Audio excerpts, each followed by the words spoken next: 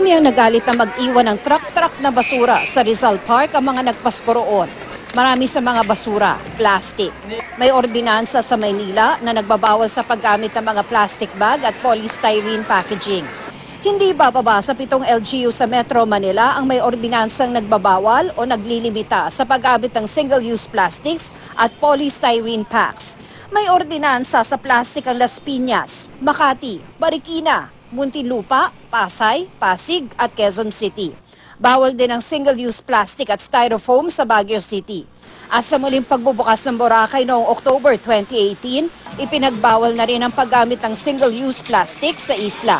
Base sa pag-aaral ng McKinsey & Company at Ocean Conservancy, kalahati ng plastic waste na napupunta sa karagatan sa buong mundo ay galing sa 5 bansa lamang, kabilang ang Pilipinas. Ayon sa naturang pag-aaral, 2.7 million metric tons na plastic waste ang napoproduce ng Pilipinas. Kalahating milyon dito ang napupunta sa karagatan. Eventually, yan yung nagiging sanhi ng pagbara ng ating mga daluyan tubig at saka ng ating sewer system.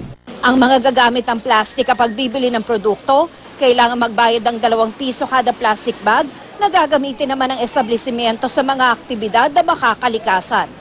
Nitong ikatlong quarter ng 2018, umabot ang tinatawag na Green Fund na ito sa mahigit 324 million pesos. Pag-aaralan daw ng lokal na pamahalaan kung pwede pandagdagan ang sinisingil sa kada plastic bag. The only plastic lang siguro na pinapayagan natin ay yung primary food handling plastic, no? Yung tinatawag natin sa salitang lansangan ay yung plastic labo. Ang ilang namamalengke sa Kamuning Public Market may dalang eco bag. Para makatipid. Para makaiwas sa consumption ng plastic. Pero ako naman, papel ang ginagamit ko. May nag-iikot na mga inspector sa Kamuning Public Market para siguruhing walang gumagamit ng mga plastic na sando bag. Pero may nakita kami sa ilang tindahan. Ang mga lumalabag na tindahan, binibigyan ng notice of violation.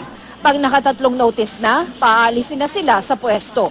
Ma'am, lahat naman po sumusunod na. Merong hindi po eh. Lalo sa wet, ang pero problema kasi nila, nagagalit yung mga namimili din na hindi nakakaintindi siguro na sa environment natin yung sandbags.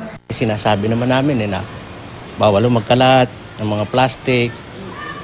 Tingnan nyo nangyayari dyan sa Manila Bay, Pacific Ocean, may nakukuha ng plastic sa isda, sa loob ng tiyan. Tina Panganiban Perez, GMA News.